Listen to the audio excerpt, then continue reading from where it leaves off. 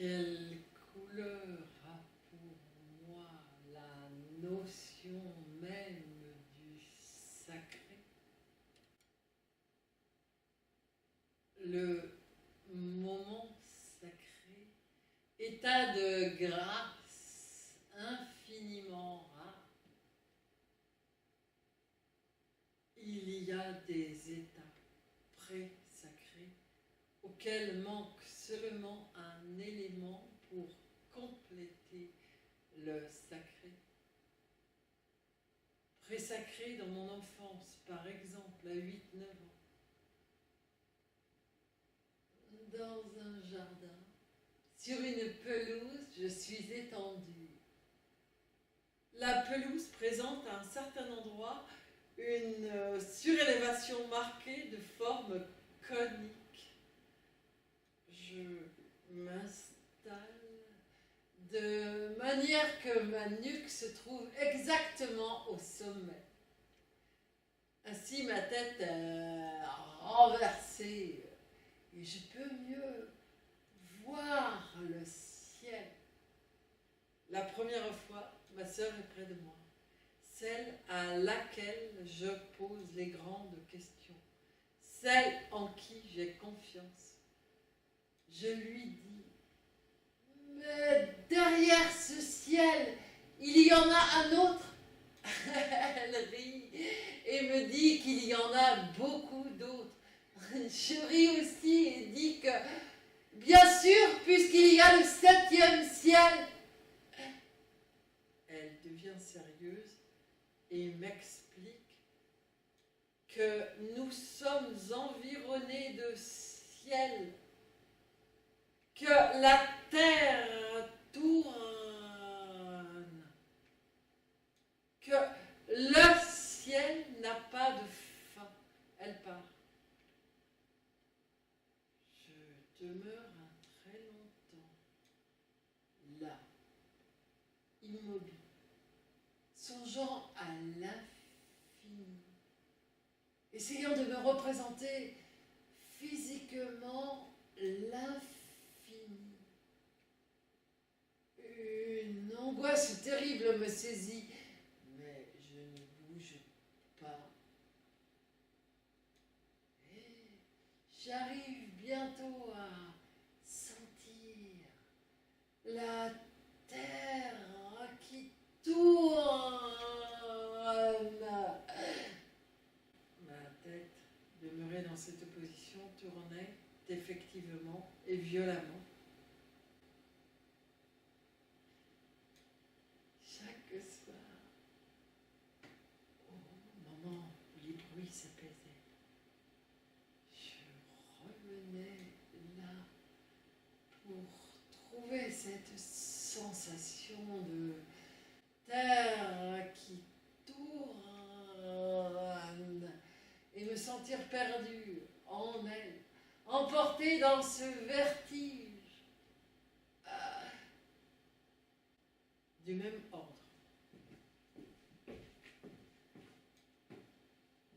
Dans le cabinet de toilette de ma mère, 2 grandes glaces se faisaient face. Je me plaçais de manière à interposer seulement ma tête entre les 2 glaces.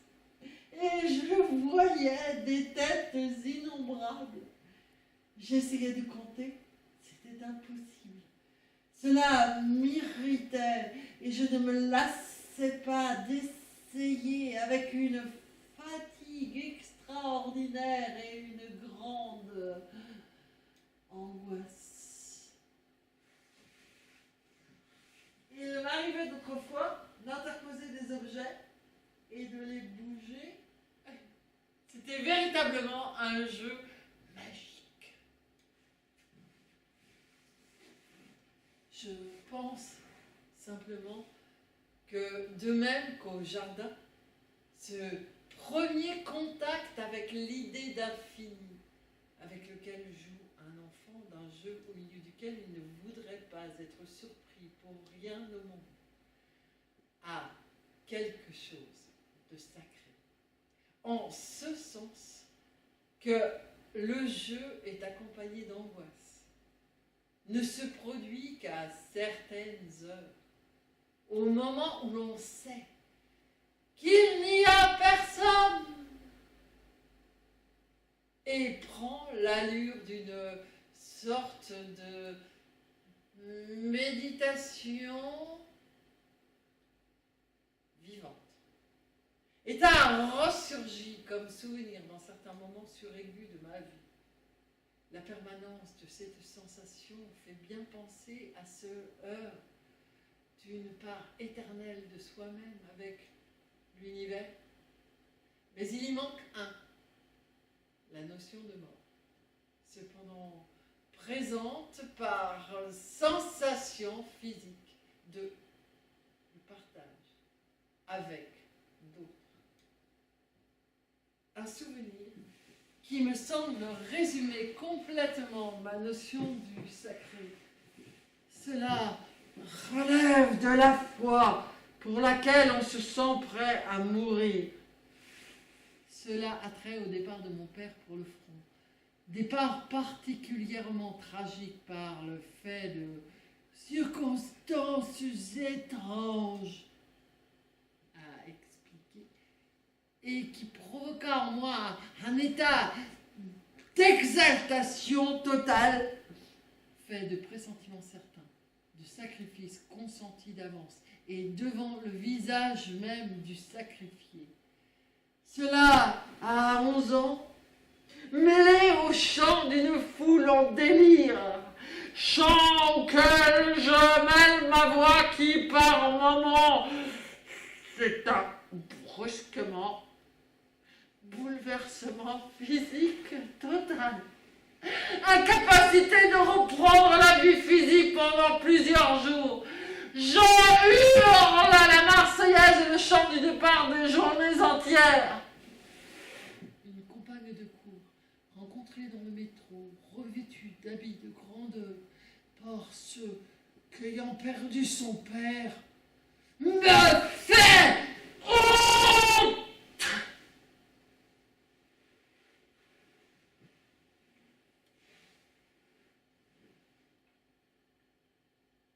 Je rejoins la notion des sociologues.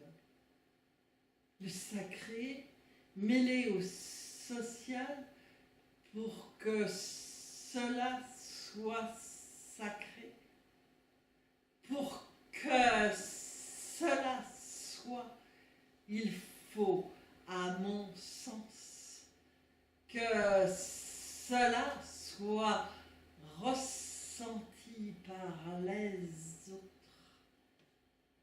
en communion avec d'autres. Je me hâte de le dire, il n'y a plus jamais aucun moment valable dans ma vie avec les autres. Mais c'est une parenthèse superflue qui m'entraînerait trop loin. Autrefois, je n'admettais que ces moments valables.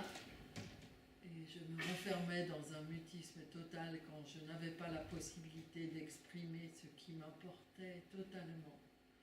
Ou tout au moins ce qui comportait un sens lourd de conséquences, chargé d'expression. Je ne supportais pas plus la banalité chez les autres que chez moi-même. Les propos pour ne rien dire. C'était une attitude peu humaine. Je la retrouve dans ce fait. Se réjouir extrêmement de voir des amis. Après dépression profonde, parce qu'on s'aperçoit que rien n'a été échangé de vrai. Que l'on a été à côté de soi-même par la force des choses ou par lâcheté triste. Je vous assure que cela change la vie, de ne pas avoir constamment pensé le « il n'y a rien à faire » ou bien « le but sera pire que le point de départ ». Je trouve que la valeur de la vie dans la société actuelle ne peut être que dans l'esprit de résistance et de révolte, et dans l'expression active de cette résistance et de cette révolte. Imaginez une corrida pour vous tout seul.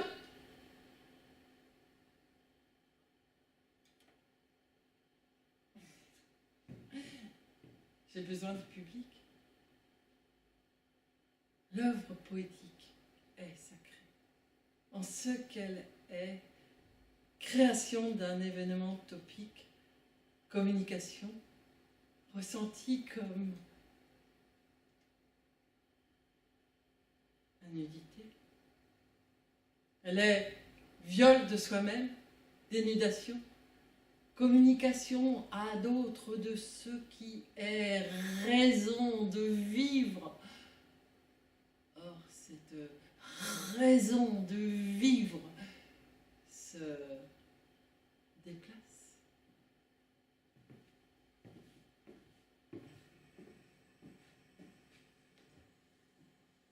Ce qui m'affirme assez fortement pour nier... Je peux aussi penser que tout le vocabulaire socialiste est à refaire, que depuis la révolution russe, on se sert d'un langage plein d'antinomies et d'expressions illusoires. Mais ne peut-on imaginer une expérience autonome, délivrée de notre pessimisme russo-soviétique? Les conditions de l'Espagne ne permettent-elles pas une telle position? Et puis, il y a là-bas un trésor de ressources humaines, énergiques et spontanées. D'où viens-tu avec ton cœur déchiré aux ronces du chemin, les mains calleuses de casseurs de pierre, et ta tête gonflée comme une outre piquée. Nous sommes ceux qui crient dans le désert, qui hurlent à la lune. Je le sens bien, mon devoir m'est remis. Mais lequel exactement? C'est parfois si lourd et si dur que je voudrais courir dans la campagne, nager dans la rivière, oublier tout ce qui fut, oublier l'enfance sordide et timorée, le vendredi saint, le mercredi des cendres. L'enfance tout endeuillée à odeur de crêpes et de naphtaline. L'adolescence, hâve et tourmentée, les mains d'anémie. Oublier le sublime et l'infâme, les gestes hiératiques, la grimace démoniaque. Oublier tout élan falsifié, tout espoir étouffé, ce goût de cendre. Oubliez qu'à vouloir tout, on ne peut rien. Vivre enfin, ni tourmentant, ni tourmenté, remonter le cours des fleuves, retrouver les sources des montagnes, les femmes, les vrais hommes travailleurs qui, enfantent, moissonnant, m'étendre dans les prairies. Quitter ce climat, cette dune, ces landes sablonneuses, cette grisaille et ces déserts artificiels. Ce désespoir dont on fait vertu, ce désespoir qui se boit, se sirote à la terrasse des cafés, s'édite et ne demanderait qu'à nourrir très bien son homme. Vivre enfin, sans s'accuser ni se justifier, victime ou coupable, comment dire, un tremblement de terre m'a dévasté. Finir avec la position de désespoir. Si je vis, j'espère. Le reste est le jeu de l'esprit. Ce flot vital, ce sang qui circule dans mes veines, il ne s'arrête pas. La vie veut s'exprimer, agir. Pour s'exprimer, pour aimer, il faut savoir haïr. Instinct de force et de défense reprennent leurs droits. Il y a des moments où, pour vivre, pour espérer, il faut savoir tuer, apprendre à. Les vieux papiers et l'histoire, je m'en fous, tout cela peut bien brûler. Cette vie-là, on peut la supprimer ou la souiller. Tous les droits, je les ai, je les prends. Toute une génération ne s'occupant que du passé sous prétexte de pureté, sous prétexte que le présent est infamie. On t'a mordu l'âme, enfant, et ses crises et ses plaintes, Et cette faiblesse native. Oui. Et s'ils ont vu mes larmes, que ma tête s'enfonce jusqu'à toucher le bois et la terre, dès qu'une restriction mentale se présentera à mon esprit, j'arrêterai le geste, je suspendrai l'acte. Plutôt marcher sur une corde raide que sur le plancher disjointe et bosselé dont on connaît trop bien les fissures. Père,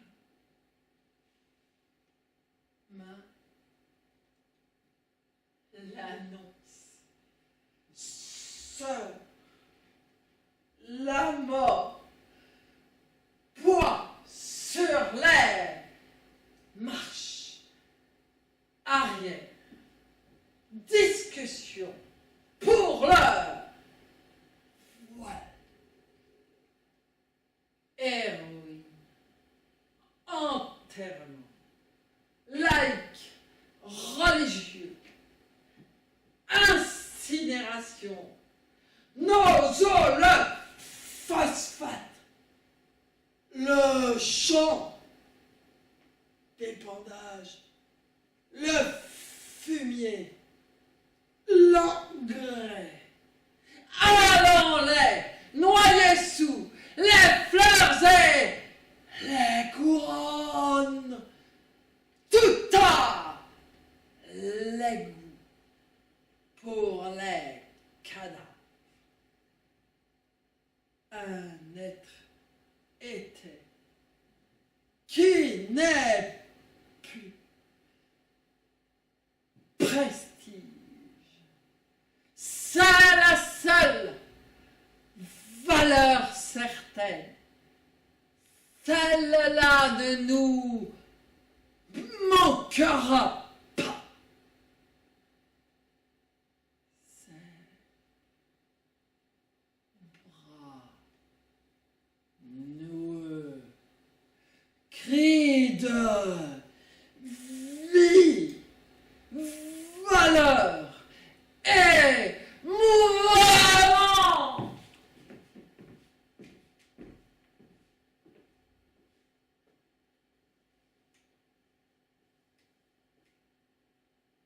Qui es-tu?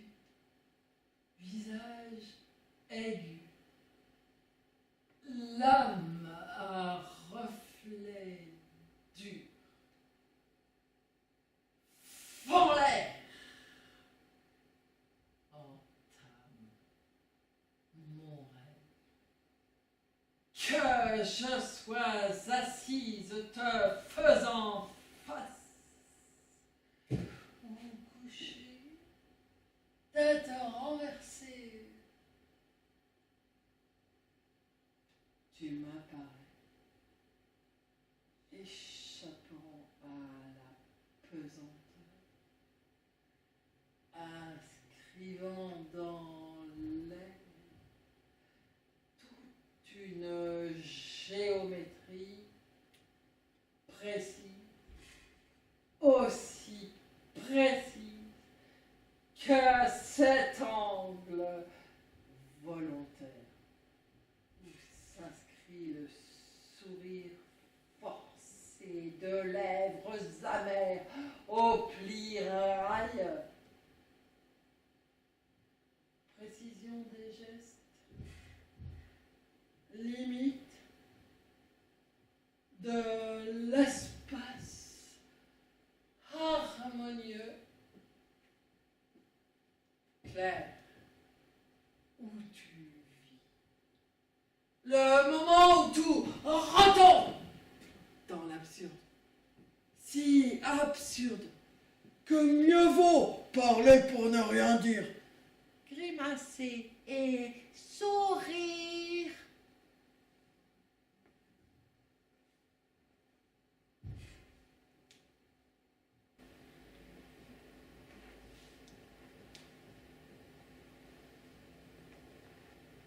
Moi, je suis bien dressée, de telle heure à telle heure.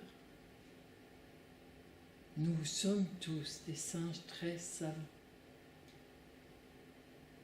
Rire, rire, rire. Le mot du jeu.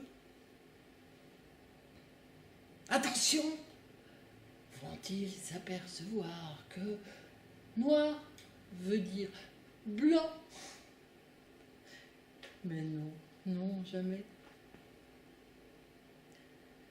C'est simple. Impossibilité d'échange vrai, plus jamais.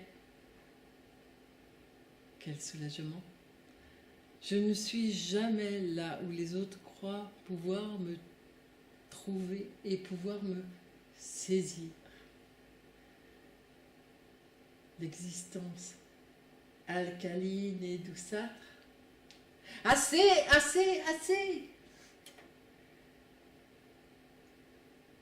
Vous devriez vous méfier un peu plus. Faire sonner mes mots, comme on vérifie sa monnaie. La monnaie de votre pièce.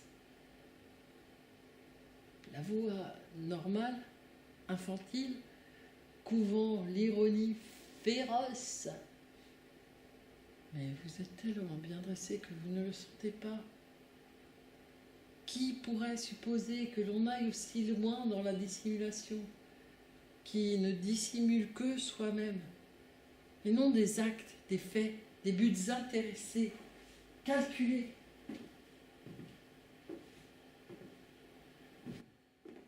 Va toujours plus loin, au-delà encore, ne réclame rien de ce qui touche. Oh, ta faiblesse native. Au secours! J'ai cru monter au ciel comme une sainte, sans rire. Et la vie referme sur moi son couvercle de plomb. Certains jours, il m'aidait, chair et pauvre âme perdue. D'autres, il me voulait comme un gant dans la main. Et nous roulions sans fin. C'était vaste et profond comme la mer. Trouble et fangeux.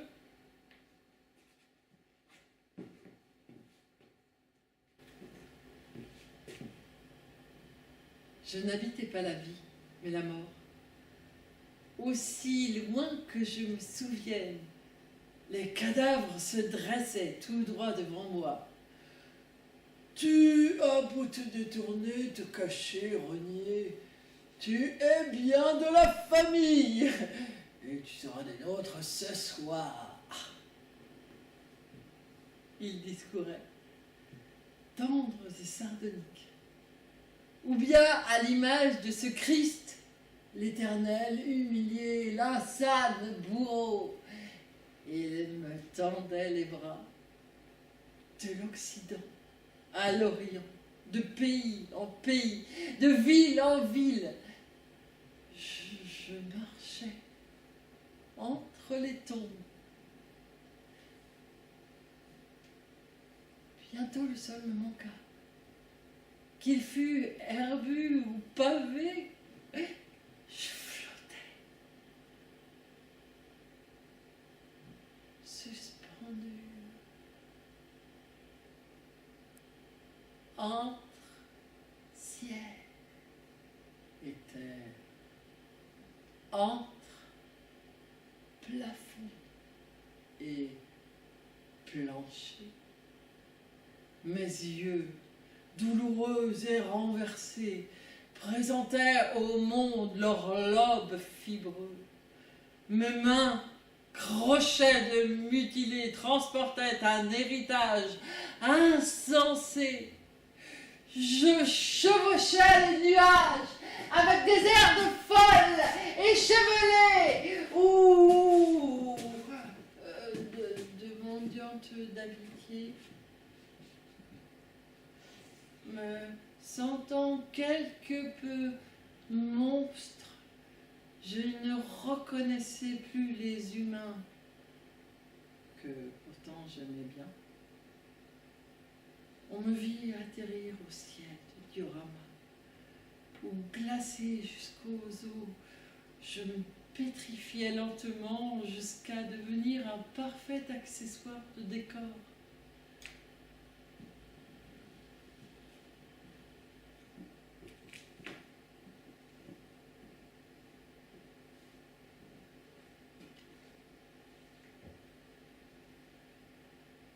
Lorsque tout fut fini, je me trouvai devant ces papiers et je pus lire les pages que j'avais aperçues pendant son agonie. La lecture de tous ces écrits, entièrement inconnus de moi, provoqua sans aucun doute l'une des plus violentes émotions de ma vie. Mais rien ne pouvait me frapper et me déchirer davantage qu'une phrase terminant le texte où elle parle du sacré. Je n'avais jamais pu lui exprimer cette idée paradoxale que le sacré est communication. À la fin du texte de Laure, je réussis à déchiffrer péniblement ces quelques phrases griffonnées. L'œuvre poétique est sacrée en ce qu'elle est création d'un événement topique, communication, ressentie comme la nudité. Elle est viol de soi-même, dénudation, communication à d'autres de ce qui est raison de vivre. Or, cette raison de vivre se déplace.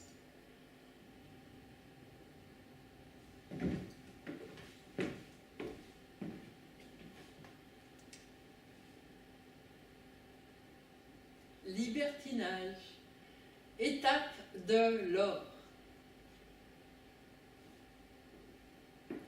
L'accouchement dans la grange, dans le foin. Elle a mis à bas du monstre. La demeure. Description minutieuse des femmes. Phare. Toilette. Corps. Dîner chez la comtesse.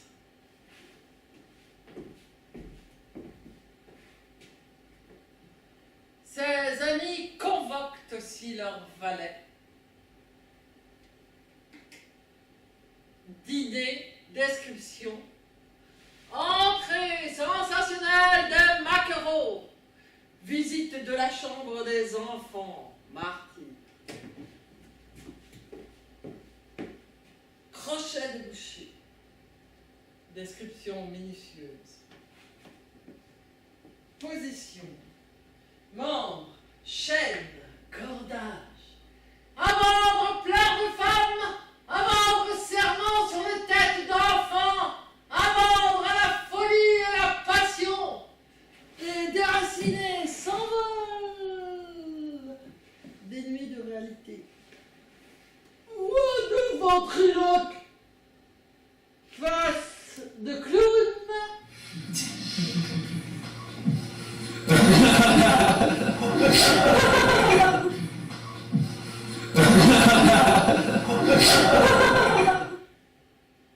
Retour dans le petit univers en sucre candy ou en pot-au-feu, l'assise de la vie matérielle, de rire triomphe. Il faut bien constater, et très haut, que le pessimisme intégral n'a pas sa place en Espagne et que le monde entier n'est pas mûr pour la schlag. Il faut constater aussi que les gauches ici, malgré toutes les médiocrités et politicailles de gens en dessous de leurs tâches, sont incontestablement debout contre les droites qui, depuis l'attentat de Blum, la manifestation grandiose et le discours de Sarro, ne sont pas fiers du tout, semblent dégonflés et sont assez pris de peur. Ce ne sont que des impressions du moment, mais elles valent comme signe. On est bien obligé de se dire que sans ces gauches, détestées pour les mille et une raisons, le fascisme passerait ici comme ailleurs. Alors, se terrer. Ah, ça. Non. De quel bois nous nous chauffons? De quelle queue nous nous servons? Aux chiottes les sommets, l'idéalisme, les gens qui s'en vont sur une haute montagne et sont écrasés par cette montagne.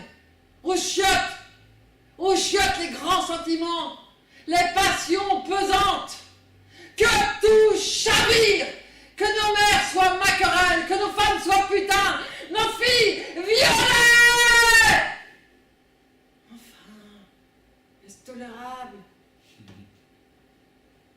Tolérable. La tempête et le calme plat, la pluie et le soleil, tolérable.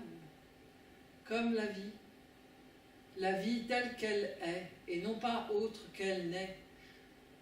Moi, ma chère amie, je suis prêt à manger sur mon pouce, mais pour quelque chose de cohérent, d'organisé.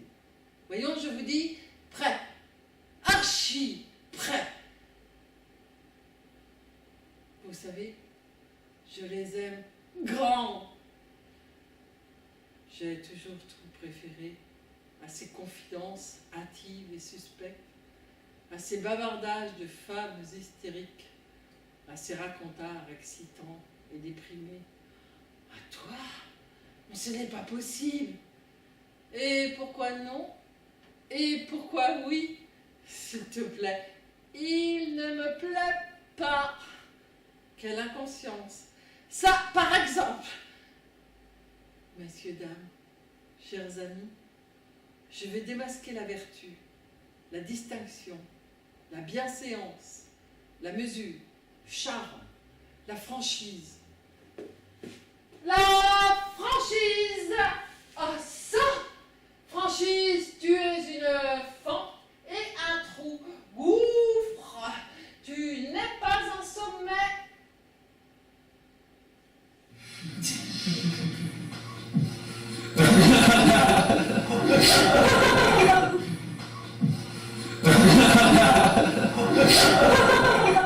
Remarquez bien comme toute l'assemblée rit comme un seul homme, rit à gorge déployée, rit à ventre déboutonné. Remarquez bien comme cette même assemblée a le cœur sur la main, du cœur au ventre et du cœur à l'ouvrage.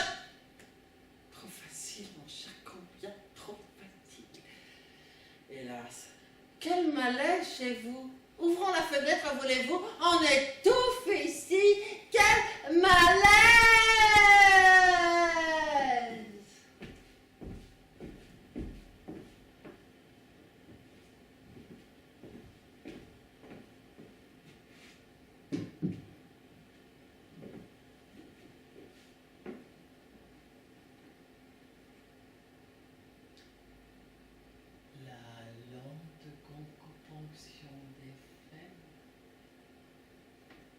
Ils vivent de la vie des cadavres. Maître sur ma porte, toi qui entres ici, abandonne tout espoir de n'être pas ce que tu es. Ou bien, ici on vit nu, ou nu, ou nus. L'existence humaine est sans prix, sans plus ni moins de prix que tout ce qui existe. Végétal, minéral, animal, tout ce qui brille, hurle, brame, gémit. Bourrissement d'éléphant, mugissement de la vache, l'âne braie, le serpent siffle. Il n'y a pas de lien si puissant qu'il n'arrache. Un être à la mort triomphe. Le rire, l'insolence heureuse. Faites passer la charrue sur les eaux des morts. Cela doit être bien irritant, ce ver rongeur sournois qui silence. Une chienne aux abois hurle à la lune. L'ange gardien sourit bêtement. Petit Jésus, je vous donne mon cœur. La grange toute effritée, ses poutres calcinées, les murs rapiécés, lentement lentement s'affaisse et s'effondre sous les yeux ahuris des passants. La petite fille est là, qui se branle dans le foin. Ne pas lui dire. Faites entrer un fou, frère ça. Intelligence, quand même. Archange ou putain, je veux bien. Tous les rôles me sont prêtés, la vie jamais reconnue. La simple vie que je cherche encore, elle gît tout au fond de moi. Leur péché a tué toute pureté. Archange, putain, je veux bien. Tous les rôles me sont prêtés, la vie jamais reconnue. La simple vie que je cherche encore, elle gît tout au fond de moi. Leur péché a tué toute pureté. Archange, putain, je veux bien. Tous les rôles me sont prêtés, la vie jamais reconnue. La simple vie que je cherche encore, elle gît tout au fond de moi. Leur péché a tué. Chez les catholiques, le culte le plus mensonger, encens, pénombre, aria de Franck, Handel, Beethoven, agenouillement, détente, se voiler la face. Guerre, à mort la religion, tuez-les, ils renaîtront avec l'auréole des martyrs, ils croupissent les catacombes, ils misent sur la lâcheté. Pas de transaction dans l'intégrité, la plénitude, la vie. Il n'y a pas de transaction possible en moi, c'est clair. N'est-ce pas ainsi que je vis de nouveau en échappant au médiocre, à tout ce qui est l'air honteux, le faux semblant, le langage, bien mal, toujours ces mots-là à la bouche. J'ai besoin d'une chambre blanche et nue dans une maison qui donnerait le plein pied sur la terre ferme. J'ai besoin de mettre des actes au bout des mots. Par exemple, ce qu'est l'Espagne pour moi. Actuellement, j'ai besoin de m'en aller toute seule sur la route sans regarder en arrière. Ma vie inconsistante, ne servant à rien, ce non-conformisme absolu te séduisait. N'étais-je pas éternellement inadaptable à tout ce qui m'entourait, irréductiblement cabré contre tout, mais révolté? On ne l'est que si l'on agit, si on prouve sa révolte. Mon adolescence de petite bourgeoise.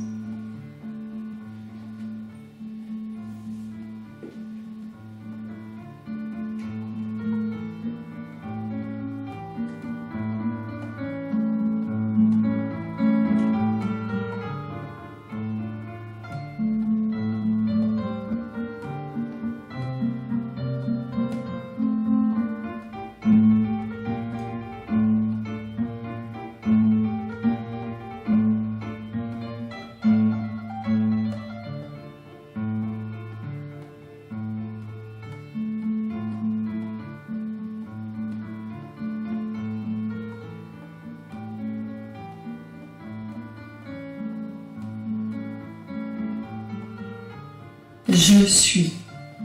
Quelqu'un fait profession de jeter en pâture ma vie par morceaux, et tous y essayent leur canine.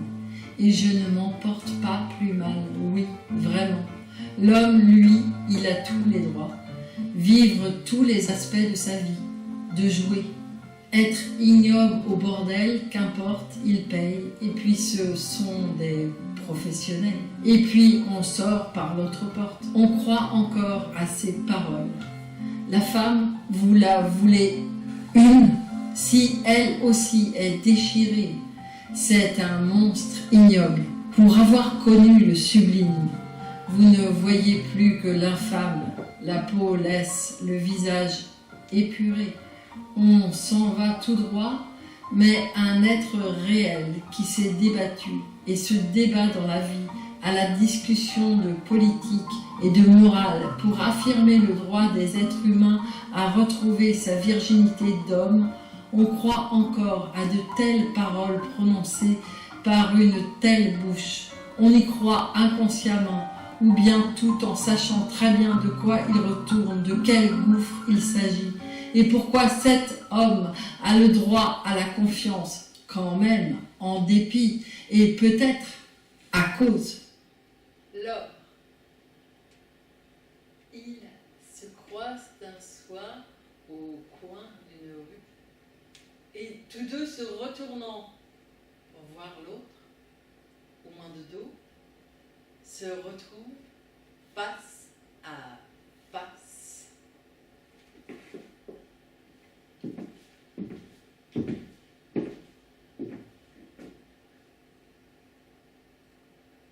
Un coup d'œil échangé. L'homme commandait qu'elle vînt à lui. Elle implorait d'accourir.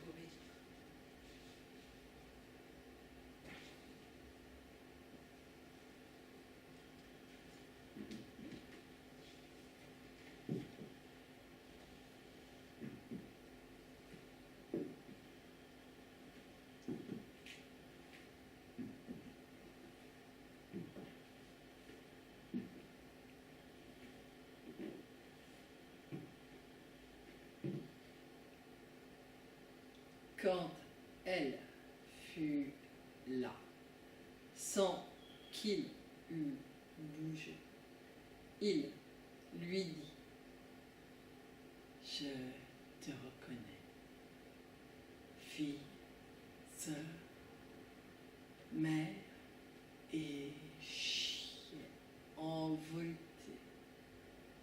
Fais ce geste que tu sais, avant que je ne l'attende. » Mais elle le gifla et s'enfuit. Alors, un rire la poursuivit, qui se suspendit à son cou comme un grelot, et la ramena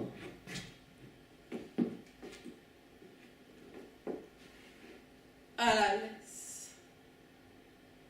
Lui n'avait pas bougé, mais son sexe maintenant brillait dans la nuit et il le maintenait et l'agitait de droite à gauche, de gauche à droite, d'abord nonchalamment. Elle s'approcha. Alors, lui, de sa main libre, la gifla en l'envoyant rouler sur le pavé de la chaussée. Comme elle se relevait, il lui cracha au visage en lui commandant de rester où elle était. « Ça te va si bien, cet encadrement de boue et de crottin. Continue, roule-toi bien. » Il était au-dessus d'elle, tout droit, très haut. Son sexe brillait dans un ray de lumière. Alors elle le désira, elle le voulut, et lui, d'une voix basse et frénétique, lui dit : « Chienne, 3 fois chienne, tu oses vouloir. »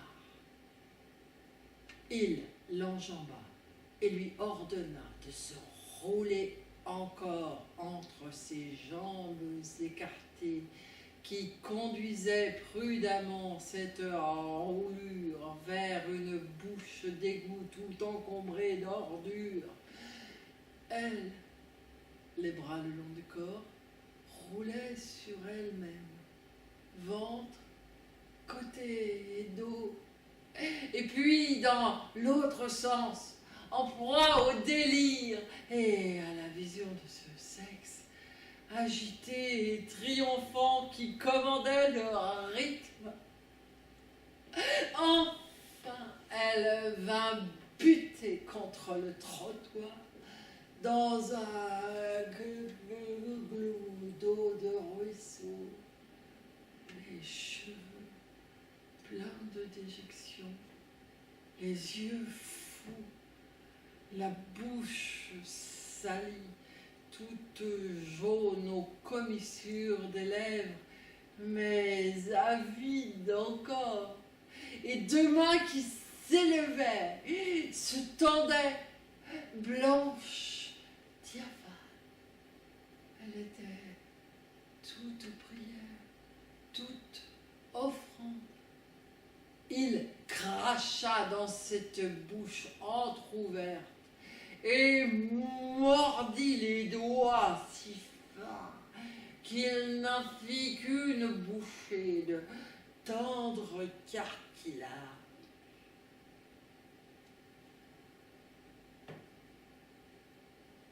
Et comme il s'éloignait à reculons, afin qu'elle ne perdît pas de vue son sexe monstrueux, elle se traîna devant lui sur ses moignons et sur ses genoux.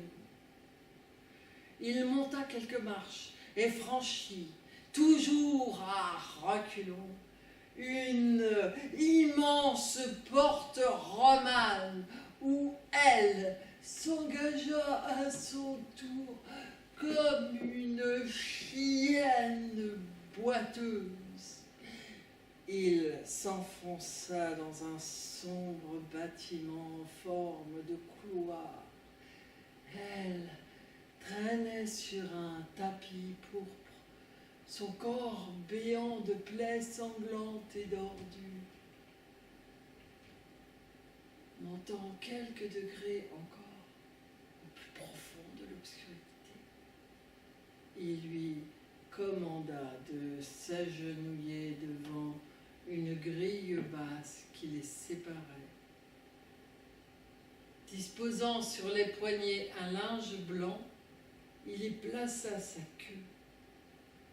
Quand elle eut communié, et une fois le foutre avalé, les doigts repoussèrent avec du vernis Angelus, et le corps blessé revint à la pleine santé.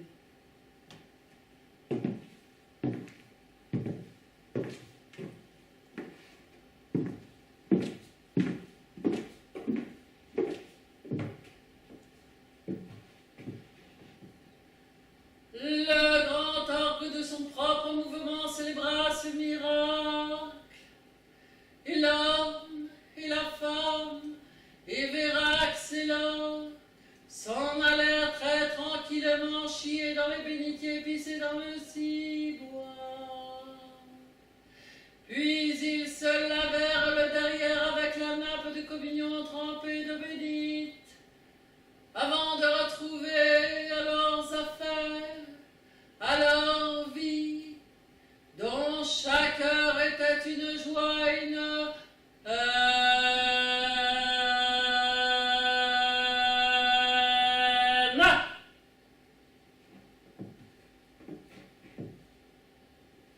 Elle monta le lendemain sur l'autel pour montrer son cul à tous les fidèles.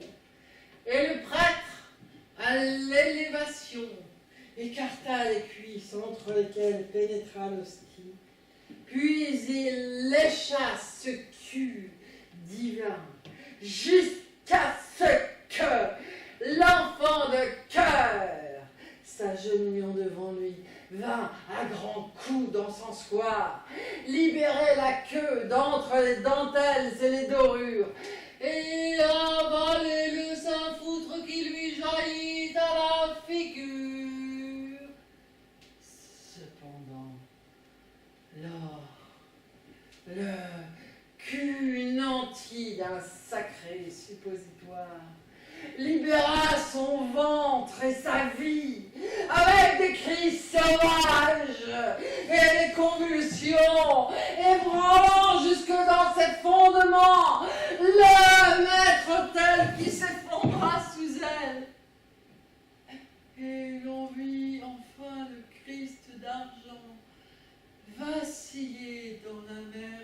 Il y a une autre version de la fin de ce poème. Lui à reculons et elle se traînant vers sa vision, s'engouffrant dans un taxi abandonné. Je suis encore comme une chienne aujourd'hui. Chauffeur, aller n'importe où, à la fournaise, à la voirie, au bordel, à l'abattoir. Il faut que je sois brûlée, écartelée, couverte d'ordures, et que je sente tous les foutre, que je te répugne bien, et puis après, m'endormir sur ton épaule.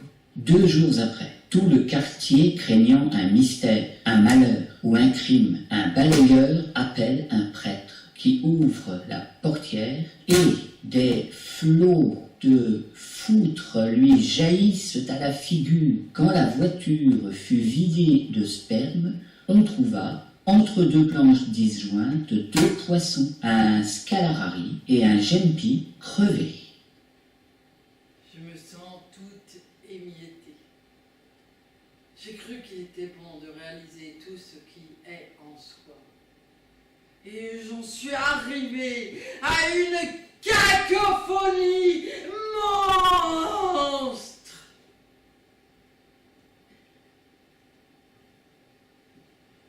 Il le sait. Il le voit. J'ai des cris de haine.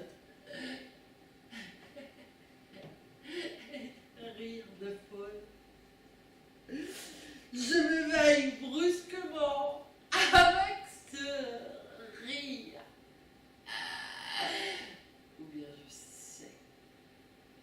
Je veux le mal irréparable. Ou bien je doute de tout, de moi-même.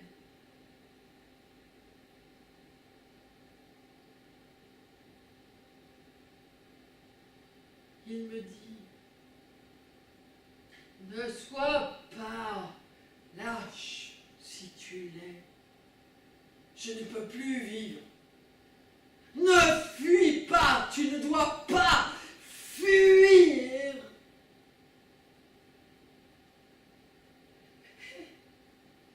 Ce mot prend un sens si affreux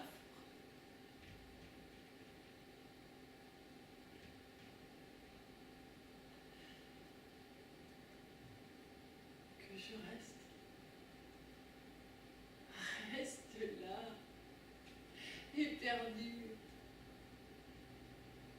Pas tout à fait folle, pas tout à fait perdue, puisque je le vois revenir, mentant sans savoir mentir, et vrai de toute sa vie qui crie.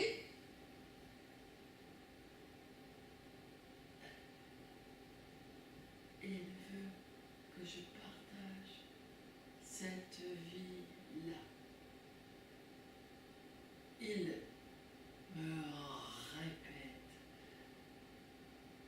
je suis là parce que je t'aime. Si tu fuis, tu me trahis.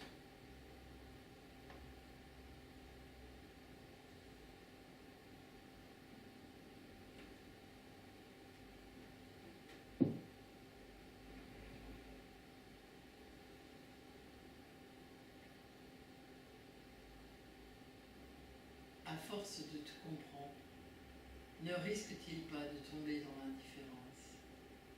Et cette universelle identification, assimilation, ne confine-t-elle pas à une aliénation et à la perte enfin de sa substance propre?